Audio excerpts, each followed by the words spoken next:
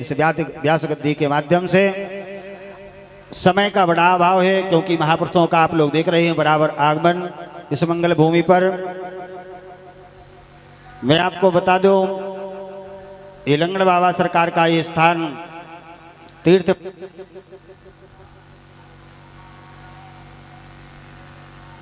बोली भक्त वत्सल भगवान की जय। आज भगवान ने नरसिंह अवतार धारण करके संसार का कल्याण किया। जब जब प्रभु अवतरण धारण करते हैं तब सृष्टि का समागम हम सबके कल्याण के लिए होता है। कथा में अवरोधन के लिए आप सभी भक्तों से ध्यान करते हैं प्रभु की ओर। देखिए, जीवन में ये बड़ी दुर्लभता है। हम डॉक्टर साहब के लिए बड़ी सुंदर बात कहेंगे, हम जब कहीं आशा तोड़ दें तो हम इन्हें ही भगवान मानते हैं। क्यों? क्योंकि ये भगवान की तरह हमारा उपचार करते हैं। वास्तविकता में आपको जब भी कोई भी दो हमने गुरु यहाँ भी देखे हैं। एक हमारे जीवन में शिक्षा गुरु हमारे गुप्ता जी बड़े सुमधुर हैं, इनका बड़ा सहयोग, और उनके गवई समाज के अध्यक्ष अखिल भारतीय गवई समाज के अध्यक्ष जी बैठे हुए हैं, इनका भी मैं हृदय अंतःकरण से स्वागत करता हूँ। और सभी डॉक्टर बंधुओं का मैं इसलिए इस व्यासपीठ से साधुवाद देता हूँ कि इनका बड़ा योगदान रहा कोरोना काल में। इन मूर्तियों को मैंने जो बुलाया है, जब कोरोना काल में आपने देखा हो, जब सारे संसार में बीमारी महामारी चल रही थी, तब इन लोगों का बहुत योगदान रहा। घर को, परिवार को, सबको छोड़ करके इन्होंने उस महामारी से हम सबको बचाया है। इसलिए एक बार बड़ी जोर से करतल तालियों के साथ मैं व्यासपीठ से पुनः उनके लिए वंदन अभिनंदन। यजमानों से इसलिए इनका सम्मान कराया है कि ये सम्मान के पात्र हृदय से है, दिखावटी सम्मान नहीं है। क्योंकि संसार में जब बीमारी चल रही थी तब ये अपने परिवार को, अपने घर को छोड़ करके, अपनी जीवन को दांव पर लगा करके हम और आपको बचाने में लगे हुए थे।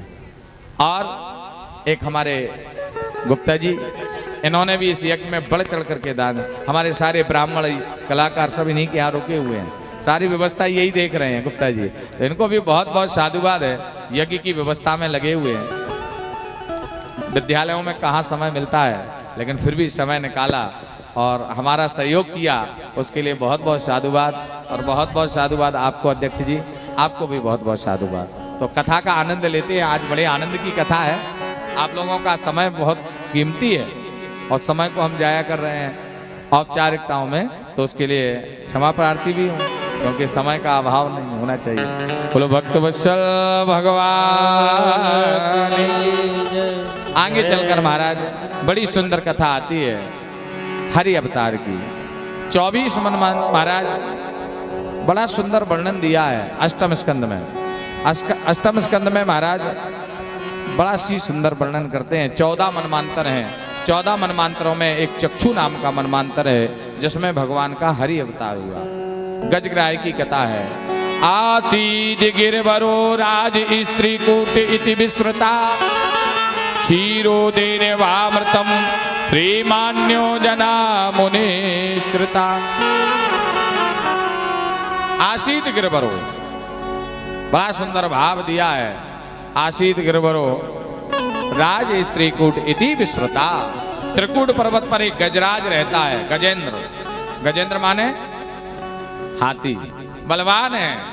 इंद्र जहां लग जाए माने राजा। इंद्र एक पद का नाम है, राजा का नाम है। तो इंद्र माने महाराज डॉक्टर साहब क्या होता है? राजा। गजेंद्र, गज माने हाथी और हाथियों का राजा गजेंद्र, जिसके 150 पुत्र हैं। ये बड़ी सुंदर कथा है। इसको सुनने से जीवन में बड़ा मोक्ष प्राप्त होता है। क्षणिक कथा है, थोड़ा सा समय आपका लेंगे। गजेंद्र अवमान है, और अवमान का पैर जब कोई ज्ञानी पकड़ लेता है तो उसका कल्याण परमात्मा करते हैं। और कहने का तात्पर्य इतना सा है कि जब संसार में कोई सहारा नहीं देता है तब परमात्मा देते हैं। ये कथा ये दर्शाती है। बड़ी सुंदर बात बता रहे हैं। गजेंद्र के 150 पुत्र हैं, 100 पत्नियां हैं, बड़ा परिवार है। जिस पुत्र और परिवार के लिए हम लोग जी रहे हैं ना, अच्छा आप किसके लिए कमा रहे हो?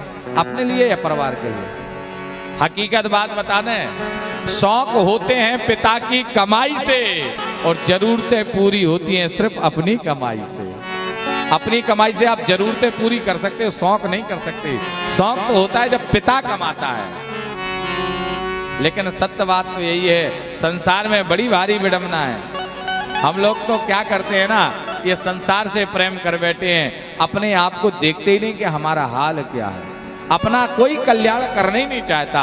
अच्छा, माया कितनी भी जोड़ लो, जिस पुत्र के लिए आपका हाल उस मधुमक्खी की तरह है, एक एक बूंद शहद जोड़ोगे और हम जैसा कोई दुराचारी आएगा पूरी शहद की छतनी को तोड़ करके ले जाएगा। उसी प्रकार आपकी जीवन की माया आपकी संतान पल भर में कब मिटा दे ये आपको पता ही नहीं चलेगा। बोलो राधे। कितना भी जोड़ लो, बताइए बहन जी, कितना भी धन जोड़ लो, काम आता है क्या? नहीं आता है। ये जीवन की बड़ी भारी विडंबना है। आचार्य प्रवर कहने लगे, आज गजेंद्र को अवमान था, लेकिन अकाल पड़ गया, सूखा पड़ गया, तो जल की कामना से उसी तलेटी में बड़ा सुंदर एक सरोवर है, और जैसे ही उस सरोवर में पहुंचे, जैसे ही उस सरोवर में जाकर के क्या देखा, सरोवर में कि बड़ा सुंदर सरोवर है, पत्नियों को जल पिलाया, पुत्रों को जल पिलाया, लेकिन हाथी का स्वभाव है जल को देख करके कीड़ा जरूर करता है, तो जल में कीड़ा करने लगा, और कीड़ा का प्रभाव ये हुआ कि ये भूल गया कि मैं इसमें फंस जाऊंगा। एक दिन गिरहाय आया और गिरहाय ने आकर के पैर पकड़ लिया। हाथी ने सोचा कोई छोटा मोटा जीव होगा, क्षमा मांगेगा, लेकिन जैसे ही जल का जीव है, पकड़ मजबूत होती गई, और जैसे ही पकड़ मजबूत हुई, रक्त विमुद होने लगा, तो पीड़ा होने लगी। अरे अब तो कोई खतरनाक जीव ने मुझे पकड़ा है। ताकत लगाई, अपना जोड़ लगाया, लेकिन कोई प्रभाव नहीं पड़ा। अब क्या करें? अब कोई प्रभाव का असर नहीं पड़ा, अब कैसे काम बनेगा? तो पुत्रों से कहा, पत्नियों से कहा, क्षणिक तो सहायता दी, लेकिन जब कंठ से ऊपर पानी आ गया तो सबसे पहले पुत्रों ने साथ छोड़ा, फिर पत्नी ने साथ छोड़ा।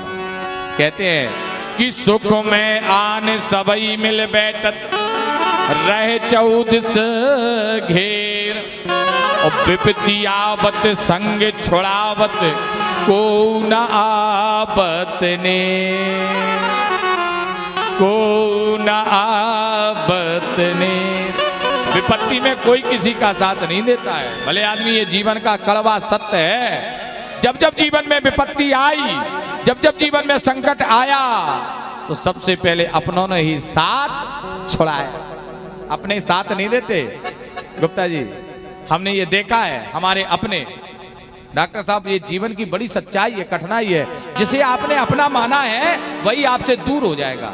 और आपने तो देखा होगा कोरोना काल में सगे लड़के अपने पिता को लेने नहीं आए, आए क्या?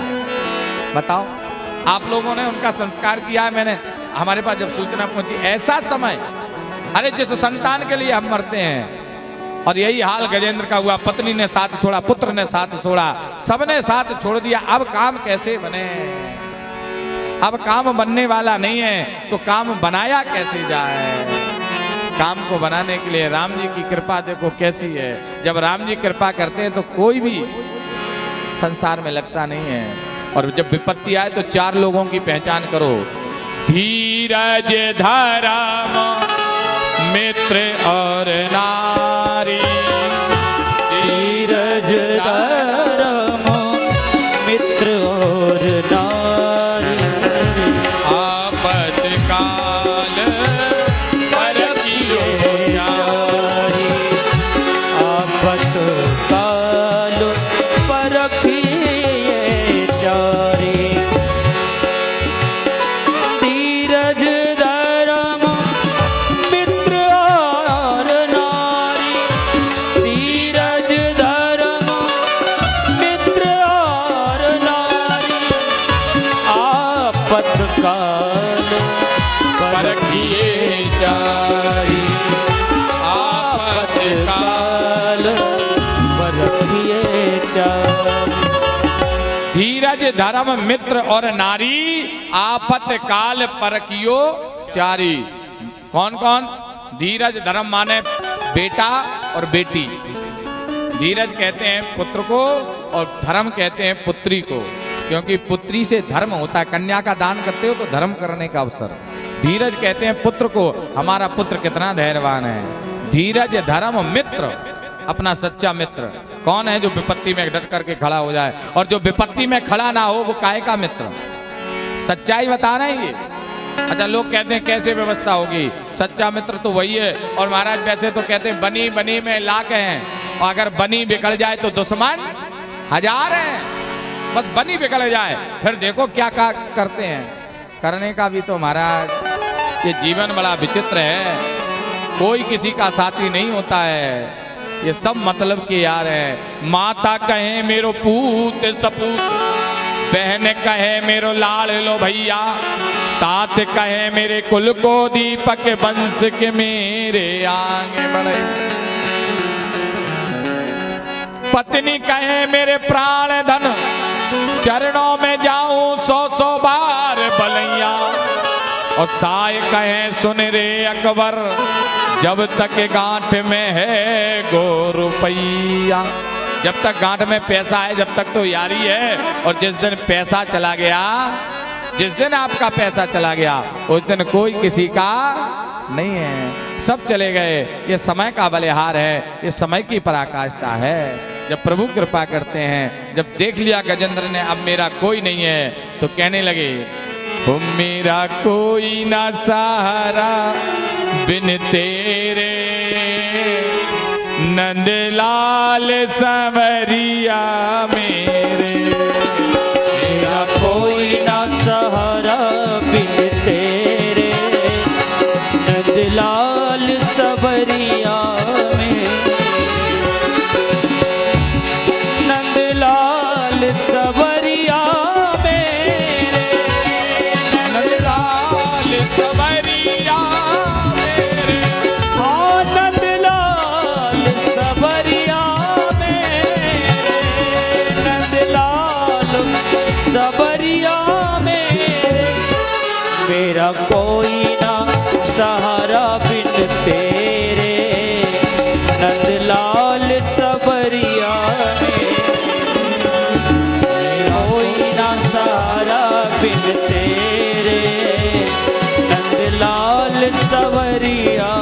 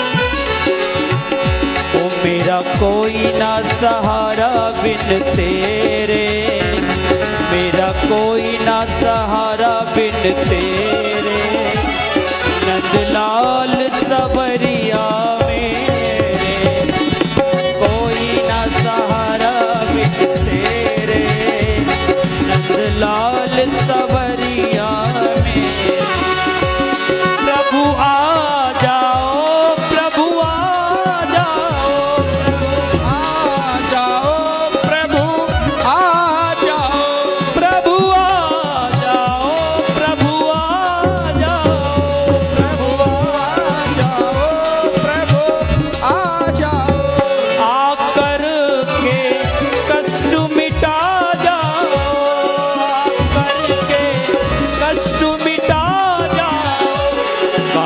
जन्म जन्म के फेरे, काटो जन्म जन्म के फेरे, नंदलाल संवरिया मेरे, मेरा कोई ना सहारा बिन तेरे, नंदलाल संवरिया मेरे, नंदलाल संवरिया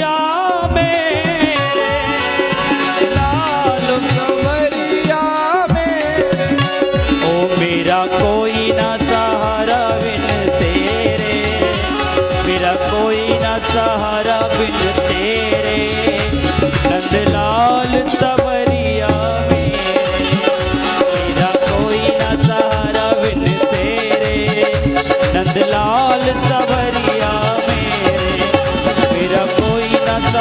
बिन तेरे नंदलाल सवरिया मेरे ओ नंदलाल सवरिया मेरे ओ नंदलाल सवरिया मेरे। प्रभु मेरा कोई नहीं है, भवसागर से पार कैसे जाऊं। उसी क्षण भगवान ने देर नहीं लगाई, आज 4 अंगुल सूढ़ बची है, कमल का फूल जैसे ही प्रभु के चरणों में समर्पित किया, भगवान दौड़ पड़े और दौड़ करके ग्राह को महाराज गज के सहित ग्राह को बाहर निकाला, सुदर्शन चक्र से ग्राह का उद्धार कर दिया। आचार्य प्रवर श्री सुखदेव जी महाराज से परीक्षित जी ने पूछा, महाराज ग्राह का उद्धार पहले स्तुति तो गजेंद्र ने की, बोले इसलिए भगवान ने उद्धार किया कि भक्त का पैर आज किसी भक्त ने पकड़ा। और संत कहते हैं, भगवंत कहते हैं, अगर कोई मेरे भक्त का पैर पकड़ ले, भक्त का उद्धार हो ना हो, लेकिन भक्त का उद्धार मैं जल्दी करता हूं। बोलो राधे। भगवान कहते मेरे भक्त का कल्याण हो ना हो इससे कोई मतलब नहीं, लेकिन भक्त का जो पैर पकड़ ले। और भगवान के भक्त कौन है? हम है क्या? नहीं है। भगवान के भक्त हैं श्री हनुमान जी महाराज। कौन है? हनुमान जी महाराज। और हमारे भूत भावन शंकर भगवान, एक बार इनका पैर पकड़ लो, जगत पिता जगदीश्वर तुम्हारे ऊपर कृपा अवश्य करेंगे। बोलो राधे। हम मनुष्यों के पैर पकड़ने में लाभ नहीं है, हम सब लोग बनावटी हैं। आज आपके सामने बैठे हैं, आप हमें हमारे ऊपर भरोसा कर रहे हो, पता नहीं किस रूप में, किस भेष में हम आपके ऊपर भेड़िया कहते नहीं, भेड़िया किस रूप में आकर के बैठ जाए, ये मत समझना। पंडित जी कथा कह रहे बहुत धर्मात्मा होंगे, पता नहीं पंडित जी को कब क्रोध आ जाए, कब तांडव करने लगे। अरे जिसने छोटे से क्रोध को नहीं जीत पाया वो तुम्हारा कल्याण क्या करेगा? तुम्हारा तो कल्याण हनुमान जी महाराज कर सकते हैं, तुम्हारा तो कल्याण शंकर भगवान कर सकते हैं, और तुम्हारा तो कल्याण संत भगवान कर सकते हैं। बोलो राधे। हाँ, हमारे अंदर सामर्थ्य नहीं है, नहीं आप सोचो महाराज के अंदर सामर्थ्य है। हम तो यही कहेंगे आपका कल्याण सिर्फ हनुमान जी महाराज कर सकते हैं। विश्वास रखो। आज विश्वास रखा गजेंद्र ने, संसार में सबने साथ छोड़ दिया, लेकिन प्रभु ने साथ दिया।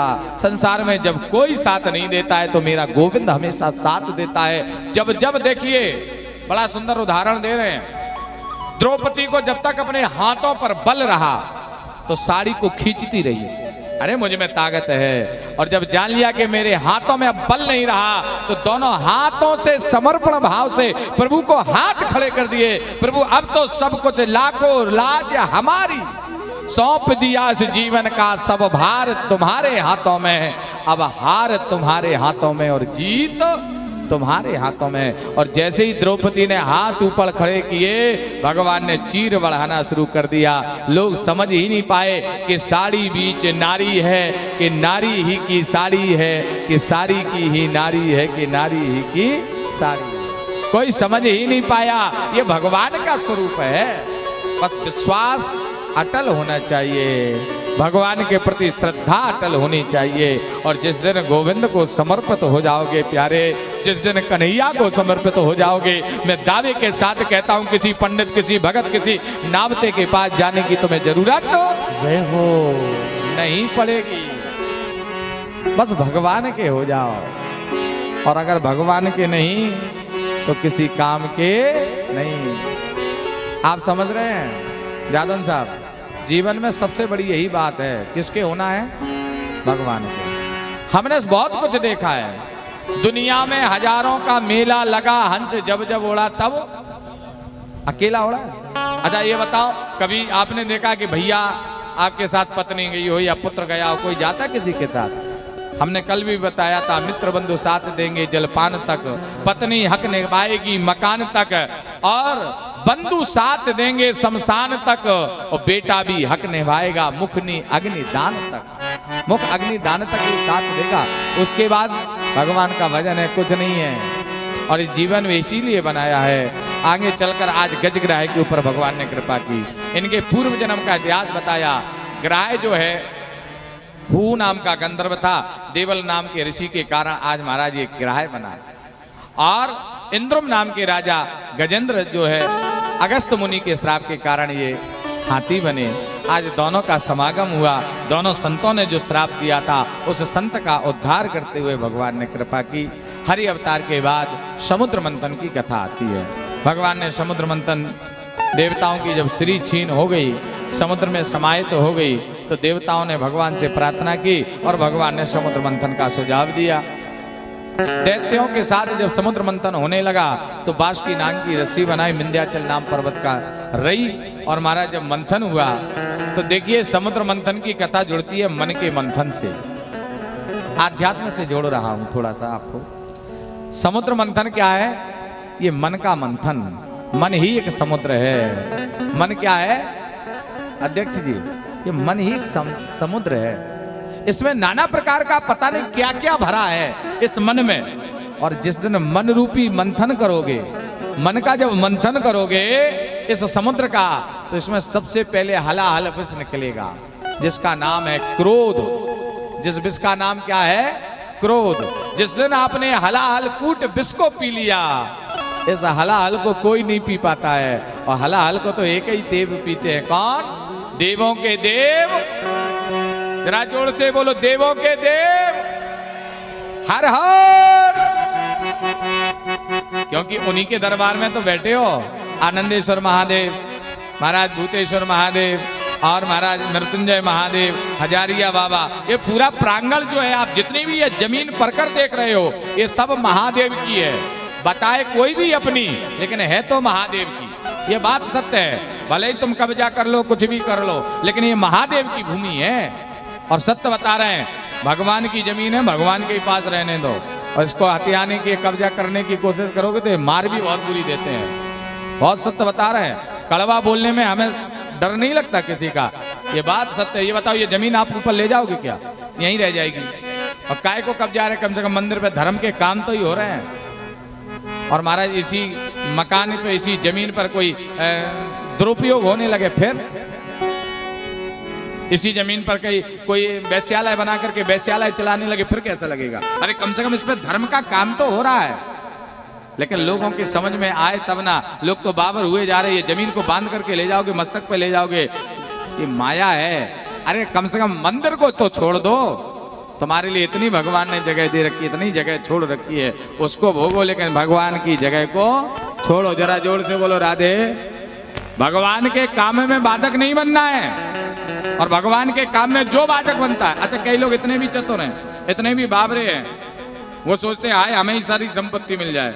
भगवान महादेव क्या कहते हैं? धन धन भोला नाथ तुम्हारे कौड़ी नहीं खजाने में, तीन लोग बस्ती में बसा दे आप बसे वीराने में। तीन लोग बस्ती में बसा दे आप बसे वीराने में। तीन लोग बस्ती में बसा दे आप बसे वीराने में। तीन लोग बस्ती में बसा दे आप बसे वीराने में।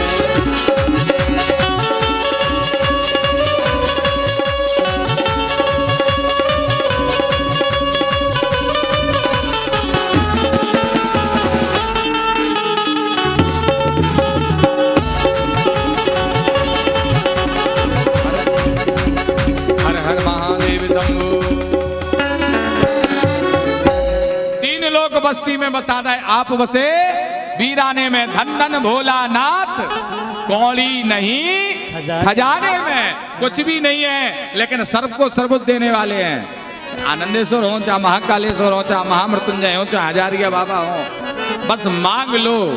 मांग कर तो देखो।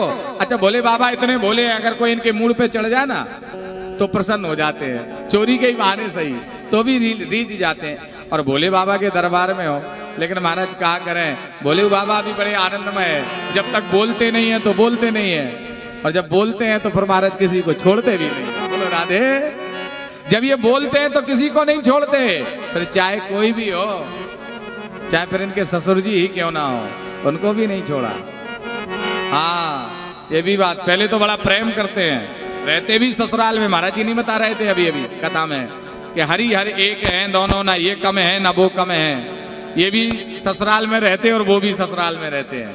लेकिन महाराज भोले बाबा ने कहा कि आपने अपराध हमारा नहीं किया, हमारी पत्नी का किया है। इसलिए भगवान ने भोले बाबा को भी नहीं, अपने ससुर जी को भी नहीं छोड़ा। बस इतनी सी बात समझ लो कि इनकी भ्रगुटी टेढ़ी ना हो पाए। छड़े तुष्टा छड़े रुष्टा, रुष्टा तुष्टा छड़े छड़े। और महादेव ने कृपा की, आज हलाहल को पान कर गए।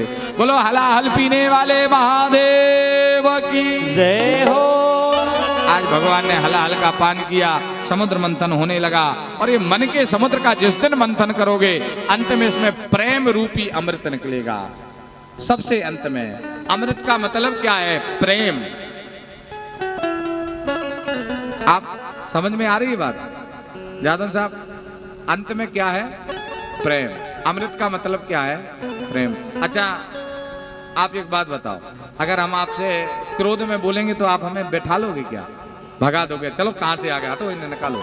और भाई हम प्रेम से कहें अरे साहब, तो प्रेम में क्या है? कहते प्रेम से पत्थर भी मुस्कुरा देता है। अध्यक्ष जी गलत तो नहीं कह रहे हैं? प्रेम से क्या मुस्कुराता है? पत्थर।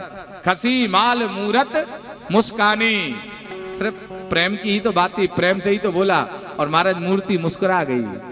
ये प्रेम है। प्रेम की पिपासना के कारण भगवान ने कहा है कि प्रबल प्रेम के पाले पड़कर प्रभु को नियम बदलते देखा, और खुद का मान टले टल जाए पर भक्त का मान। यही भाव है। आगे चलकर महाराज बड़ा सुंदर भाव हुआ। आचार्य प्रवर कहते हैं समुद्र मंथन हुआ, रंबा आदि अप्सरा सब निकली, अंत में महाराज अमृत निकला। अमृत दैत्यों ने जब छीन लिया तो भगवान ने मोहिनी रूप धारण किया। आकर के दैत्यों से अमृत लेकर के देवताओं को पिलाने लगे। और जब देवताओं को पिलाने लगे तो सौभनु नाम के दैत्य ने आज सूर्य और चंद्रमा के बीच में बैठ करके अमृत पान किया। तो सूर्य चंद्रमा के इशारे से भगवान ने सुदर्शन चक्र से दोनों का सिर धड़ से अलग कर दिया। दो देवता और तैयार हो गए, राहु और केतु। इन्होंने कहा कि सूर्य चंद्रमा तुमने मुझे बताया है, तो अब तुम्हारे लिए मैं ग्रहण बन जाऊंगा। उसी दिन से चंद्र ग्रहण और सूर्य ग्रहण पड़ने लगा।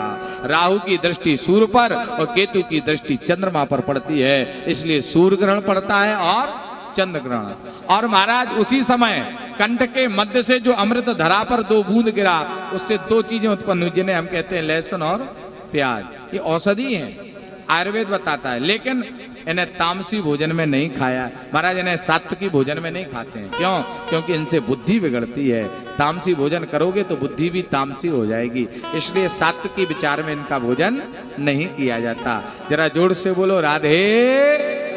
आगे चलकर महाराज आज राजा बलि जब हार गया, मृत्यु की ओर जाने लगा, तो भगवान गुरु शुक्राचार्य जी महाराज ने तपस्या के बल से मृत संजीवनी विद्या से राजा बलि को जीवित किया। राजा बलि ने कहा कि महाराज हम समुद्र मंथन में तो हार गए, अब क्या करें? देवता अमृत पी करके चले गए और आपने मुझे बचा लिया। बोले इनके पास विष्णु की कृपा है, तुम ब्राह्मण भक्त बन जाओ, भगवान नारायण कृपा करेंगे। और जैसे ही राजा बलि ब्राह्मण भक्त बना, अच्छा ब्राह्मण भी बड़े दयालु होते हैं, ब्राह्मणों को बस क्या हो जाए, चकाचक आहा, हाँ, और आहा के बाद थोड़ी सी सीताराम बधाई हो जाए। फिर देखो पंडित जी का आशीर्वाद, सर्वावादा पुनर्मुक्तो धन्दान सुतान्वता मनुष्य। और ब्राह्मणों को अगर कहीं तुमने धोखे से तस्मय खिला दी, फिर तो पूछो ही का। बोलो राधे राधे, चकाचक।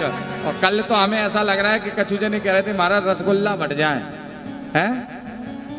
कछुजनी कह रहे थे महाराज कल गोवर्धन की लीला है, तो कछु हो सकत को कल पानी की रसगुल्ला। महाराज की इच्छा थी तो रसगुल्ला बढ़ जाए। बोलो राधे।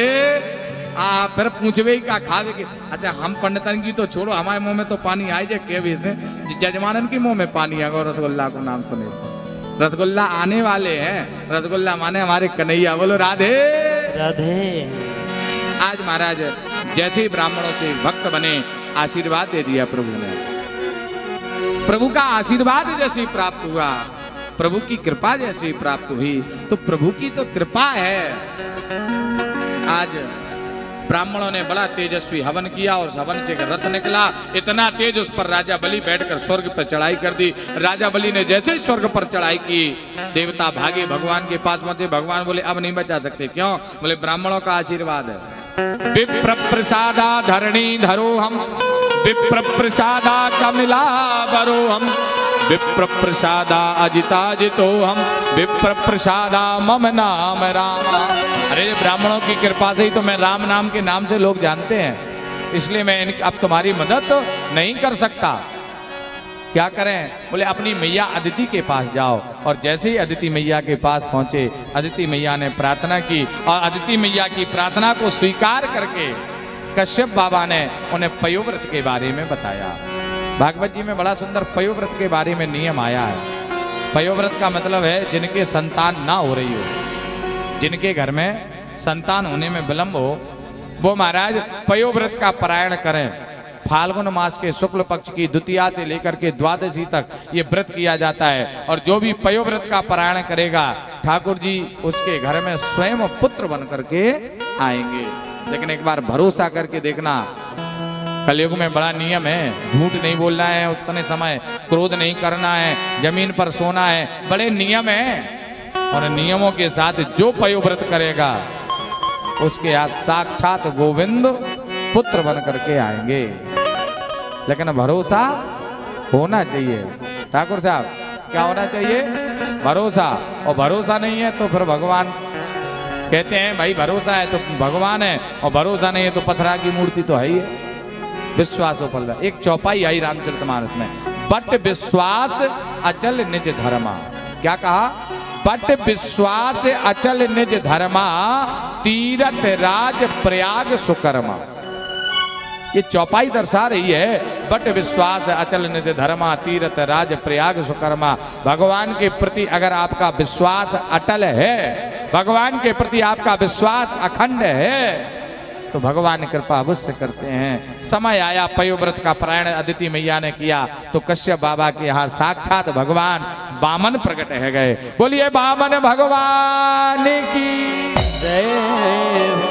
जैसे ही वामन भगवान प्रकट हुए, इधर राजा बलि स्वर्ग की संपत्ति पा चुके थे। तो गुरु शुक्राचार्य जी महाराज ने कहा, हे राजन, राजा तो वही बन सकता स्वर्ग का जिसने 100 अश्वमेध यज्ञ किए। तो नर्मदा जी के तट पर 99 यज्ञ पूर्ण हो चुके, 100वां यज्ञ चल रहा है। और इधर भगवान वामन प्रकट हो गए। भगवान वामन से जब प्रार्थना की तो गुरु बृहस्पति ने जब कान में मंत्र दिया तो कहा, हे वामन जाओ राजा बलि से मुझे त्रिभुवन की संपत्ति दान में चाहिए। भगवान वामन अंगुल छत्र चमर आदि लेकर के तुलसी की माला लेकर के चलने लगे। और जैसे ही राजा बलि के दरवाजे के लिए जा रहे हैं, बड़ा सुंदर भाव दिया, रूप पावनो को बनायो बिहारी जी ने, रूप पावनो को बनायो बिहारी जी ने, रूप पावन को बनायो बिहारी जी ने। हाँ बिहारी जी ने, ओ बिहारी जी ने, हाँ बिहारी जी ने, ओ बिहारी जी ने, रूप पावनो को बनायो बिहारी जी ने, रूप पावनो को बनायो बिहारी जी ने।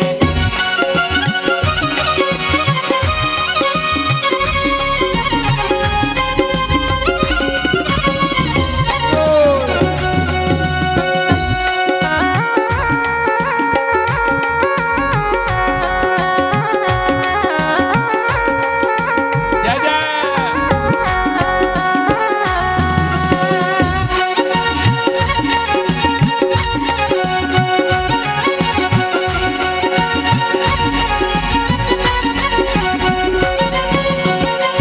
कर में डंडो कमंडल सोहे, घर में डंडो कमंडल सोहे, कर में डंडो कमंडल सोहे, घर में डंडो कमंडल सोहे, सर पे छत्र धरायो बिहारी जी ने, सर पे छत्र धरायो बिहारी जी ने। आहा बिहारी जी ने, ओ बिहारी जी अरे आहा बिहारी जी ने, ओ बिहारी जी, रूप पावनो को बनायो और इसे सुना परम सम्माननीय श्री संतोष कुमार राय जी, परम सम्माननीय श्री संतोष कुमार राय जी और परम सम्माननीय श्री विकास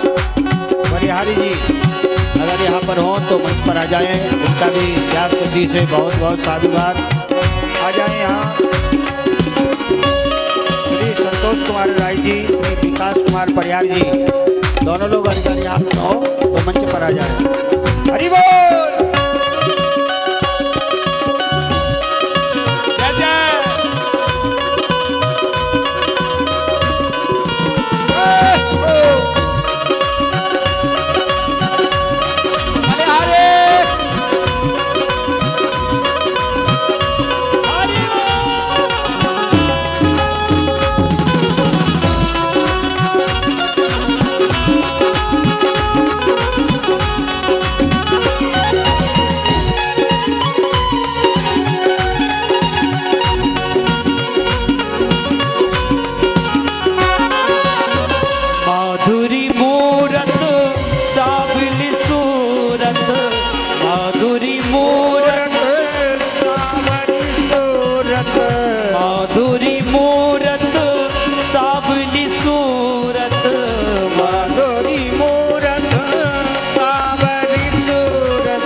छवि मोननो मन भायो बिहारी जूने छवि मोननो मन भायो बिहारी जूने रूप बाबनो को बनायो बिहारी जूने आहा बिहारी जी ओ हो बिहारी अरे आहा बिहारी जी ओ हो बिहारी जी ने रूप बाबनो को बनायो बिहारी जी ने रूप बाबनो को बनायो बिहारी जी ने रूप बाबनो को बनायो बिहारी जी।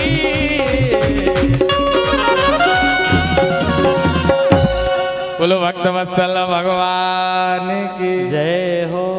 जे भी भगवान के परम भक्त हैं बड़ी सेवा कर रहे हैं पूरी झाड़ू में। राम किशन, अरे तुम्हारी जय राम किशन साहू ठीक। हाँ बिल्कुल, बोलो राधे राधे। बोलो भक्त वत्सल भगवान की। आचार्य भगवान नारायण आज पहुंचे और यज्ञ चल रहा है। यज्ञ के बीच में जैसे ही महाराज वामन भगवान पहुंचे और वामन भगवान को देखा मंडप पूजन चल रहा था, तो पूजन में नियम है बीच में पूजन रुक जाता है मंडप पूजन के बाद। और जैसे ही आचार्य जी ने कहा कि शुक्राचार्य जी यज्ञ करा रहे हैं, शुक्राचार्य जी से कहा प्रभु मुझे थोड़ा समय चाहिए। वामन को देखकर और हाथ में तुलसी की माला लिए छत्र के साथ भगवान आए और जैसे ही आए तो राजा बलि प्रणाम करने लगा। राजा बलि का इस छोटे से वामन भगवान के चरणों में कोटि कोटि नमन बंदन। और जैसे ही नमन बंदन किया, वामन भगवान ने जैसे ही प्रणाम किया, आज वामन भगवान को राजा बलि ने जैसे ही प्रणाम किया, भगवान बोले नहीं क्योंकि माला चल रही, आदि माला में बोला नहीं जाता। तो राजा बलि अपनी प्रभुता बताने, आप त्रिभुवन के सम्राट राजा बलि के सामने खड़े हैं, जो मांगना है जो मांगो, धन चाहिए, वैभव चाहिए, पैसा चाहिए, रुपया चाहिए, क्या चाहिए। लेकिन महाराज जैसे ही ये कहा, भगवान बोले नहीं, माला पूरी हुई, प्रणाम किया। और माला पूरी प्रणाम होने के बाद में पता क्या बोले, राजा बलि क्या दोगे? हाँ? तुम्हारे पिता बैलोचन, तुम्हारे परबाबा प्रहलाद, तुम्हारे उनसे भी बाबा हिरण्याकश्यप, देखो तुम्हारे। और जैसी वंश की वंशावली सुनी साहब। अब एक और बात बताएं, बुरा ना मानना, क्षत्रियों के अगर वंश की प्रशंसा हो तो क्षत्रियों में प्रशंसा और बढ़ती है। पर यार साहब समझ रहे हो ना, क्षत्रियों की अगर प्रशंसा हो, जादव साहब गलत तो नहीं कह रहे हैं, क्षत्रियों के कुल की अगर प्रशंसा हो तो बड़ी बात आ जाती है। और यहाँ देखो अभी एक बात और आने लगी, भगवान ने कहा अच्छा, जैसे ही प्रशंसा पूर्वजों की सुनी तो और मन प्रसन्न हो गया। अब क्या करें? बोले जो कुछ चाहिए। क्या लोगे महाराज? अगर ब्याह नहीं हो तो ब्याह करा दें कोनो बामन की कन्या से, हैं? बोले ब्याह करा दो तो रहने की व्यवस्था, बोले बढ़िया, जैसे आपने विद्यालय खोल दिया, बोले ऐसे ही कमरे खुलवा देंगे, रहना। बोले रहने की व्यवस्था, खाने की व्यवस्था, भंडारा चल ही रहा है, खाओ चकाचक। बोले बाल बच्चे हो जाएंगे, फिर उनके पढ़ने की व्यवस्था। बोले जब रहने की व्यवस्था तो विद्यालय भी है, तो विद्यालय में पढ़ाने की व्यवस्था, सारी व्यवस्था, रहने की व्यवस्था, खाने की व्यवस्था और पढ़ने की व्यवस्था। बोले अगर एक बाल बच्चों मर गो तो रोवे की व्यवस्था। बोले ऐसो ब्याह नहीं, बोले रोना आपको पड़ेगा, आपके बच्चे मरेंगे। बोले ऐसो ब्याह नहीं करने जा, मैं रोने पड़ेगा। अब क्या करें? तो बोले कुछ तो मांग लो। बोले अगर देना ही चाहते हो तो 3 पग भूमि दे दो। कितनी? 3 पग। बोले बामन हो तो मैं मांगबो नहीं आओ। और बात सत्य है, पंडित जी मांगबो नहीं जानत। अगर मांगवे की बात आए तो मांगवे में गुप्ता जी आपकी समाज सबसे आना। हाँ कहा गया है ना, बुरा नहीं मानना गुप्ता जी, परिचित जी, बुरा नहीं मानना आप लोग। देखो क्या कहते हैं, बोले अग्रम बुद्धि बाणिया, टारगेट नहीं कर रहे किसी को। अग्रम बुद्धि बाणिया, मध्यम बुद्धि जाट, उत्तरगण बुद्धि त्रिगुणा, सुबामन चौपट चार। पंडित जी ने मांग कोई नहीं आका है। अगर कोनो जजमान के तक पहुंच गए, को जजमान ने ज्यादा आओ भगत कर दी और ज्यादा चकाचक खवा दी, तो भाई में पंडित जी प्रसन्न है, जो मिल जाए सो ही राम। बोलो राधे राधे। अब महाराज बोले अग्रम बुद्धि, बोले बानिया कैसे? तो बोले एक माता जी थी वैश्य समाज से, तो बेचारी जीवन अंधी थी, पुत्र का विवाह हो गया तो पुत्र को संतान नहीं, तो घर में धन की कमी थी। और सालग्राम जी की सेवा करती थी, सालग्राम जी प्रसन्न हो गए। और जब सालग्राम जी प्रसन्न हो गए तो मत पता क्या मांगा, भगवान बोले वरदान मांग लो माता जी। बोले तो सोचने लगी, आंखें मांगे कि धन मांगे कि बेटा बहू के लाने बाल बच्चों नाती पोता मांगे, मांगे तो मांगे का। महाराज जा बताओ जाके अवधि आ जाई तक है कि कभी भी मांग सकते? बोले कल मांग लेना माता जी। माता जी ने रात भर सोचा, सोचती नहीं क्या मांगे, पैसा मांगे, रुपया मांगे, कि बहू के लाने नाती मांगे, क्या मांगे, कि आंखें मांगे। अंत में जब भगवान आए, भगवान ने कहा हाँ माता जी जल्दी करो, क्या चाहिए? तो बोले हम अपने नाती को सोने के कटोरा में दूध पीते हुए मुख देखना चाहते हैं। बोलो राधे। क्या मांगा? हम अपने नाती को सोने के कटोरा में दूध पीते हुए मुख देखना चाहते हैं। तो क्या क्या मांग लिया? क्या क्या मांगा? सब मांग लिया। बोलो राधे। तो इसलिए क्या कहा गया?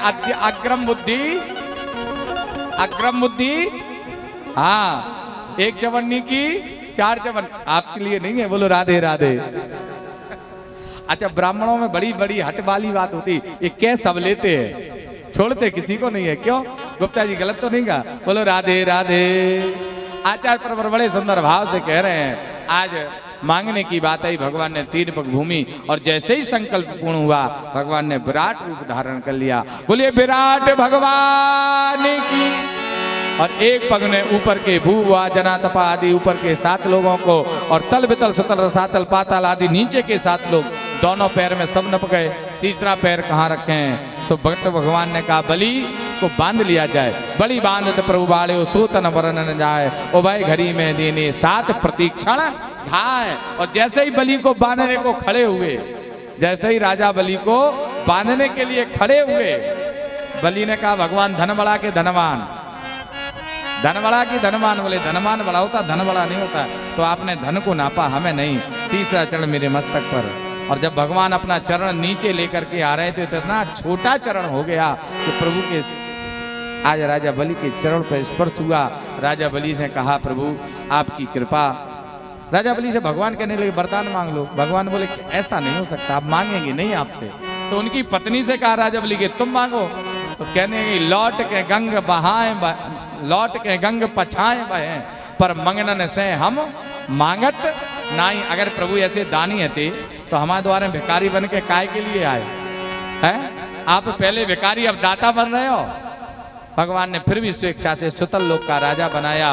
तो बोले राजा जब भी बनेंगे अगर हमें दरवाजे पे आपके दर्शन हो। भगवान से सीधे नहीं बोल पाए कि चौकीदार बन जाओ, ये भक्ति की चाहना है। भगवान हर दरवाजे पे आपका, ये बात भी सत्य है।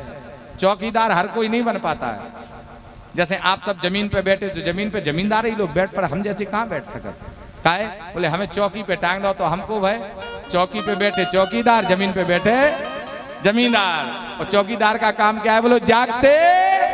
और हमारा काम है भगवान का भजन करते रहो और जागते रहो, यही धर्म है।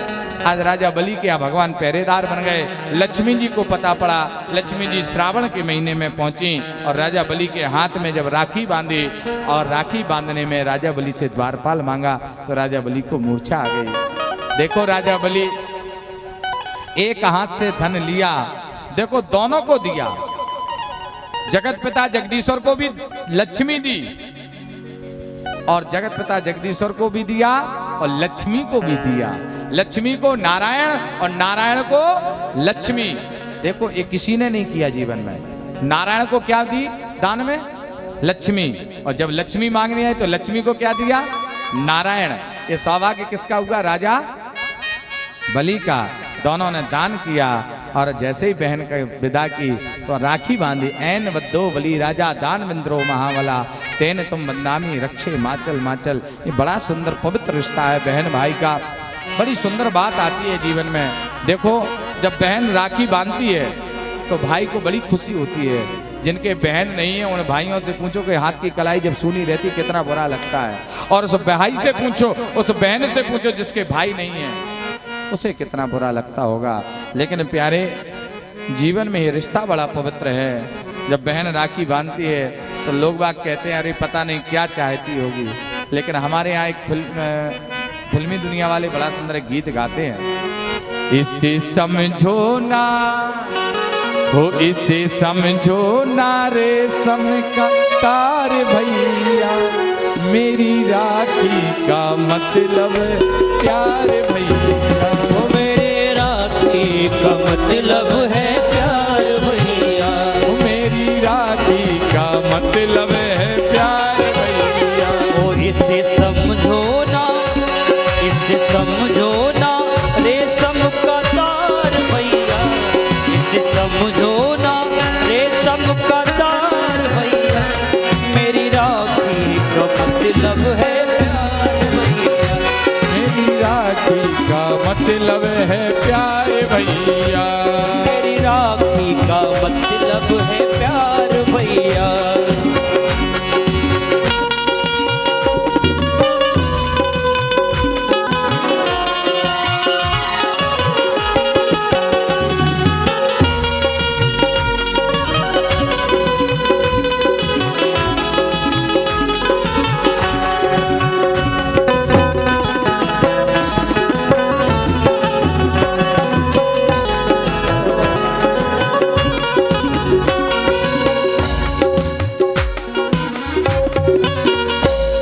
आज राखी का बंधन आया, भगवान ने राखी बांधी, बड़ा सुंदर भाव दिया, भगवान की कृपा हुई।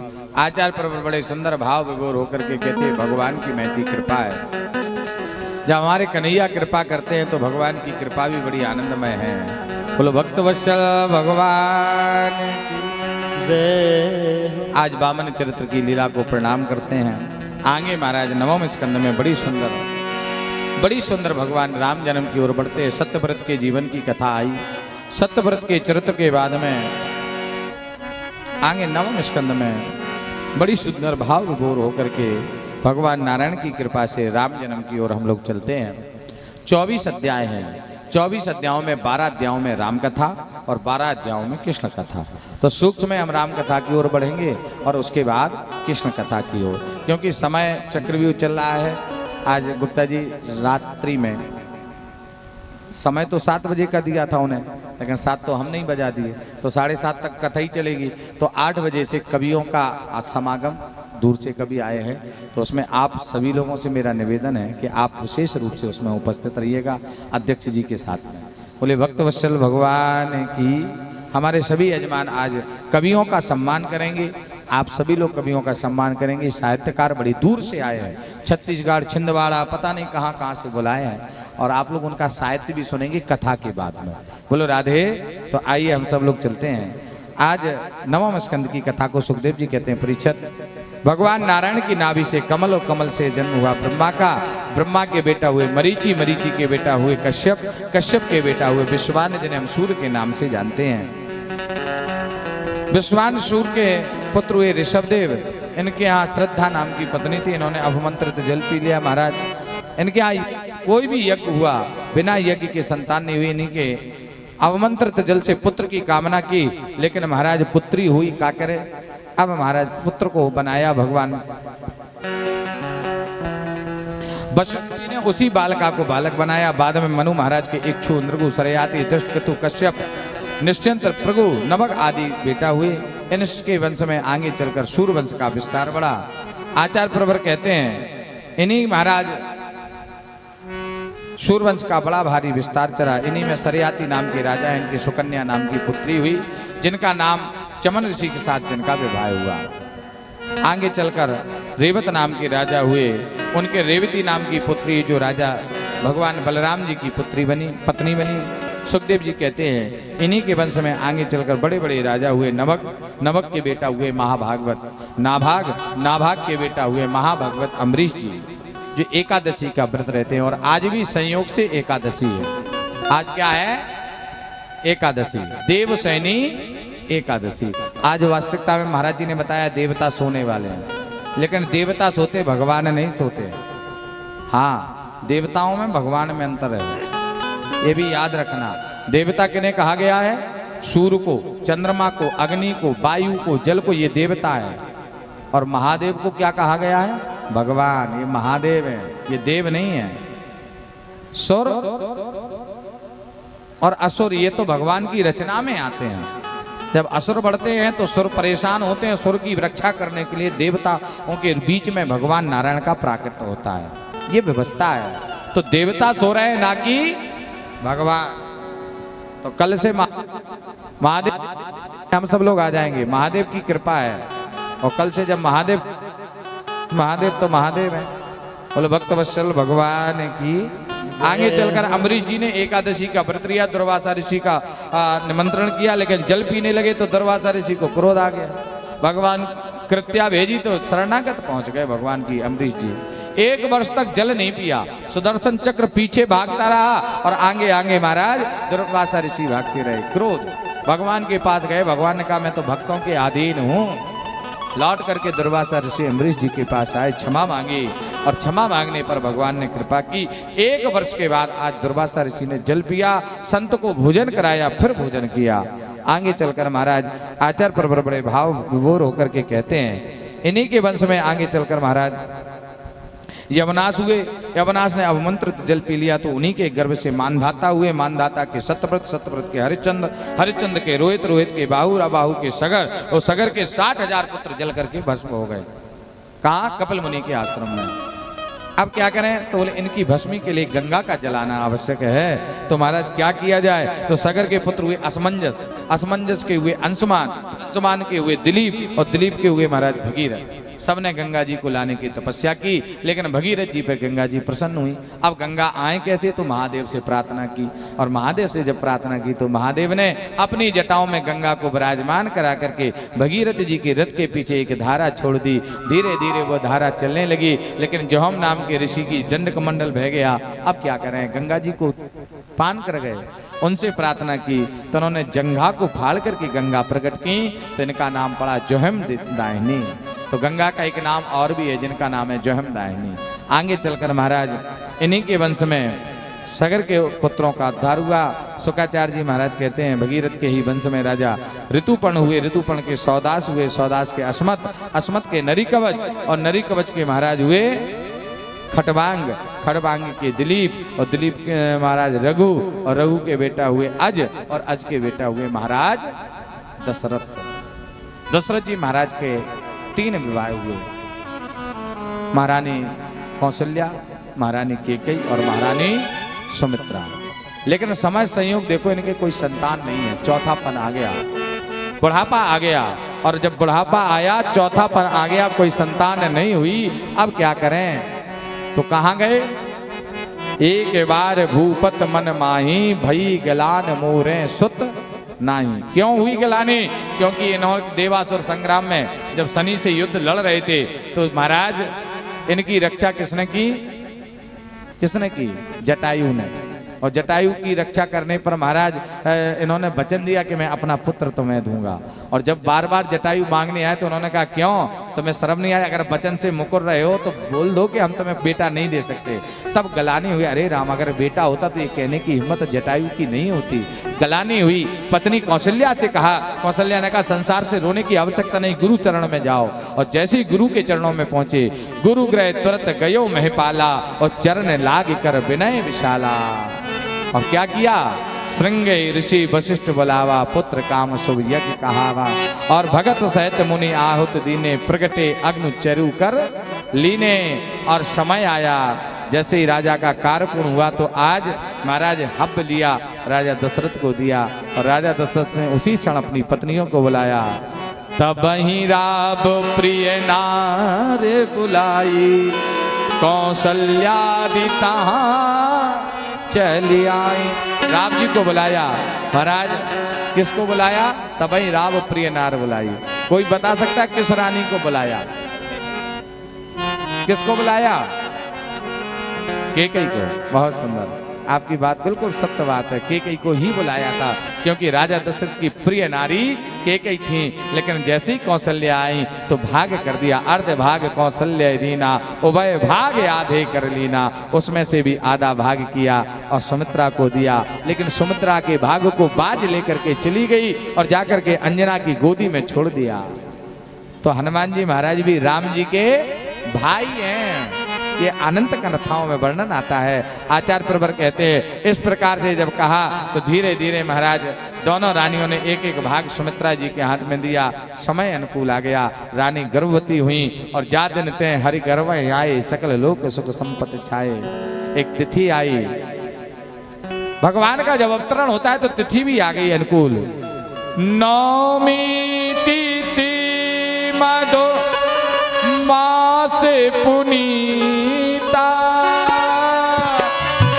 शुक्ल पक्ष अबुझत हर प्रीता। सिया राम जय जय राम सिया राम जय जय राम। नौमी तिथि मधुमास पुनीता शुक्ल पक्ष अभिजित हरि प्रीता। राम सिया राम जय जय राम सिया राम जय जय राम। राम सिया राम जय जय राम। महाराज समय आया तो जाते ते हरि गर्भ आए। नौमी तिथि आई तो कौशल्या मैया के सामने भगवान चतुर्भुज रूप में प्रकट है गए। मैया मैं आ गया। मैया ने हाथ जोड़कर कहा मैंने पुत्र मांगा था, पिताजी नहीं मांगे थे। चतुर्भुज रूप में कहीं बेटा नहीं होता है। भगवान छोटे बन गए। मैया रोना पड़ेगा, हाँ रोना पड़ेगा। तो समय आया और भगवान रोने लगे। और उसी समय रुदन सुनाई कर दासी ने दौड़ करके पहुंची। महाराज बधाइयो बधाइयो, महारानी कौशल्या ने पुत्र को जन्म दे दिया। आज खुशी नहीं रही। दशरथ पुत्र जन्म सुनि काना मानव ब्रह्मानंद। आनंद की खुशी दौड़ पड़ी, आनंद की बलिहार दौड़ पड़ी। क्या करें, बलिहार हो गए, आनंदित हो गए। और आनंद में बलिहारित होकर के महाराज भगवान ने भी बड़ी सुंदर कृपा की। और उनकी कृपा ऐसी जागी, महाराज एक दाई दौड़ी दौड़ी आई। महाराज बधाई हो, केकई मैया ने भी एक पुत्र को जन्म दिया। एक दाई दौड़ी दौड़ी आई, महाराज बधाई हो, सुमित्रा मैया ने एक नहीं दो दो लल्लाओं को जन्म दिया। अब तो खुशी होने लगी। गोस्वामी बाबा बड़े प्रसन्न हो गए और कलम उठा करके लिखने लगे कि भई प्रगट कृपाला दीन दयाला कौशल्या हितकारी हर्षित मिलकारी अद्भुत हरि अद्भुत रूप विचार। लोचन अभिरामा तन घन श्यामा निराय भोज चार। सन बनमाला नयन विशाला शोभा सिंध खरार। कहे दो कर जोरी स्तुति तोरी जय विद करो अनंत। माया गुण ज्ञानातीत अमाना वेद पुराण बनन। करुणा सुख सागर जब गुण आगर जय गावै सुत सोमेत लागी जन अनुरागी भयो मृगन श्रीधर। ब्रह्मांड निकाया निर्मित माया रोम रोम विवेद करे। मम और गोवासी यह उपहासी गुणत धीर मत धर न रहे। उपजा जब ज्ञाना प्रभु मुस्काना करत बहुत विद कीन जय। जय कथा सुहाई मात बुझाई जय प्रकार रुद प्रेम गए। माता पुन मोरी सो मग डोरी तजो ताते यह रूपा की ये सुलीला अति प्रिय सीता जय सुख परम अनुपा। सुन वचन सुजाना रोदन गाना होए बालक दुर्गोपा। यह चरित जो गावै हरि पद पावै देना परै भव कोपा। यह चरित जो गावै हरि पद पावै देना परै भव कोपा। लीन मनुज अवतार निज इच्छा निर्मित माया गुण गोपाल। माया गुण गोपाल माया गुण गोपाल। अब तो आनंद होने लगा और चारों तरफ आनंद की अनुभूति होने लगी। और महाराज दशरथ जी की बधाइयां होने लगी और क्या कहने लगे, प्रगटे हैं चारों भैया अवध में बाजे बधैया। प्रगटे हैं चारों भैया अवध में बाजे बधैया। प्रगटे हैं चारों भैया अवध में बाजे बधैया।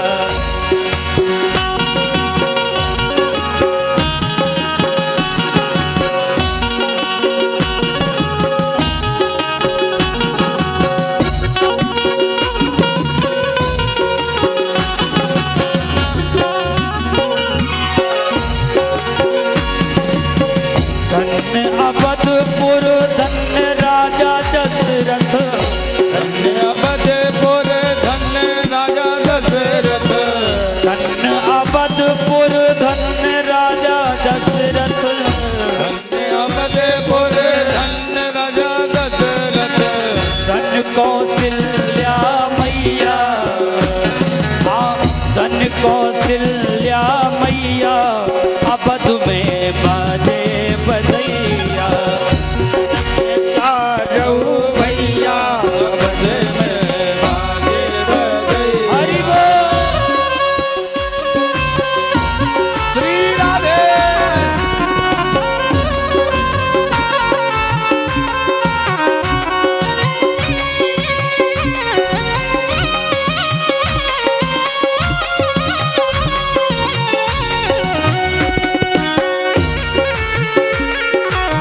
श्री राधे।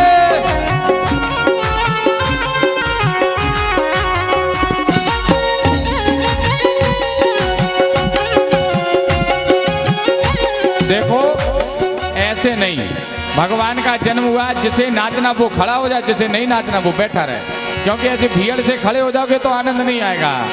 हो जन्मे है चारों भैया अवध में बाजे बजैया, जन्मे है चारों भैया अवध में बाजे बजैया,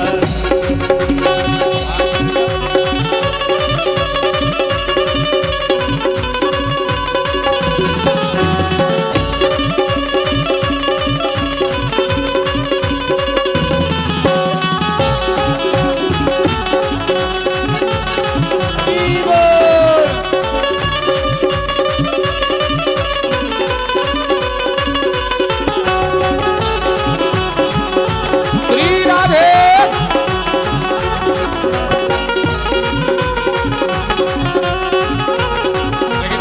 चारों भैया अवध में बाजे बजैया, प्रगटे है चारों भैया अवध में बाजे बजैया, बाजे बजैया बाजे से नैया, बाजे बजैया बाजे बजैया, बाजे बजैया बाजे बजैया, बाजे बजैया बाजे बजैया, बाजे बजैया बाजे बजैया। प्रगटे है चारों भैया अवध में बाजे बजैया, लगते हैं चारों भैया अवध में बाजे बजैया।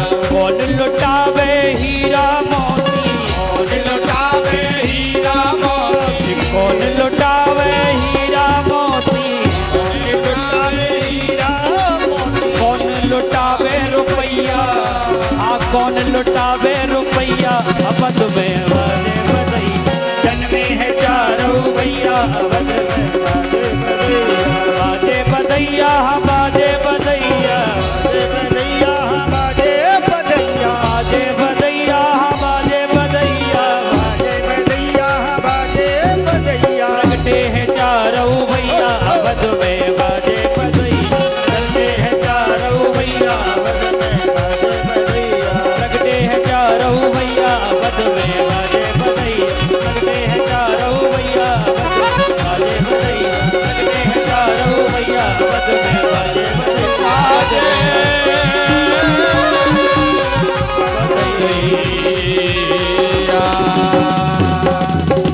बोलो तीनों मैयन की जय। और चारों भैयन की जय। बैठ जाओ, रामलला आ गए, अब बैठ जाओ, कृष्ण लला की ओर चलना है।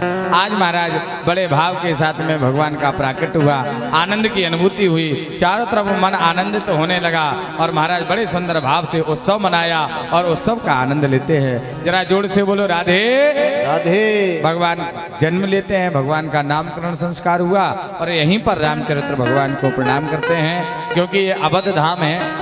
2 लाइन का एक अवध का गीत गाएंगे, अवध को प्रणाम करेंगे और ब्रज की ओर चलेंगे। बोलो राधे। बोलिए रामलला सरकार की। बड़ा सुंदर एक 2 लाइन का गीत है जो हमारे परम पूज्य परम श्रद्धेय संत श्रोमणी श्री राजेश्वरानंद जी महाराज ने गाया है, जिनका नाम है श्री राजेश रामायणी जी के नाम से विख्यात है। क्या कहा? ओ सीताराम जी की प्यारी राजधानी लागे, महारानी लागे, मोहे मीठो मीठो मीठो सरजू जी को पानी लागे सीता राम जू की प्यारी राजधानी लागे महारानी लागे मोहे मीठो मीठो सरयू जी को पानी लागे।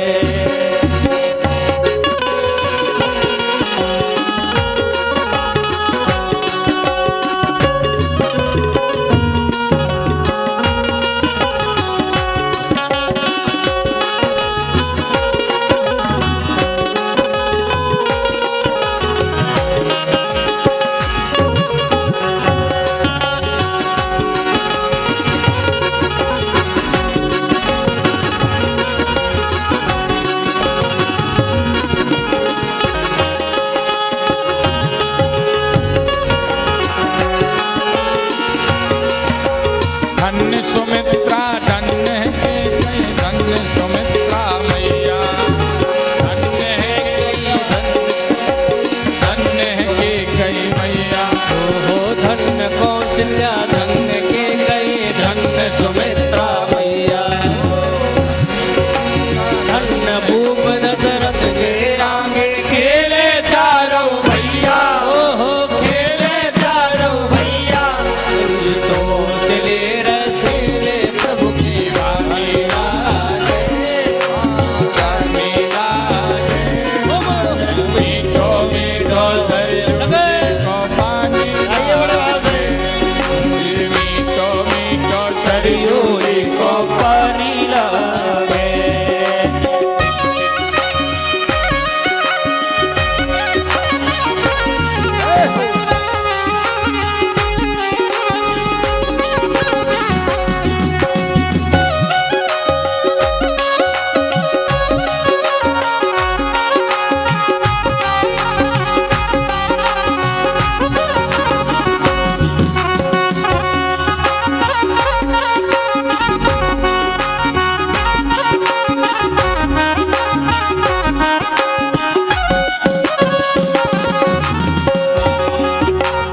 रंग महल हनुमान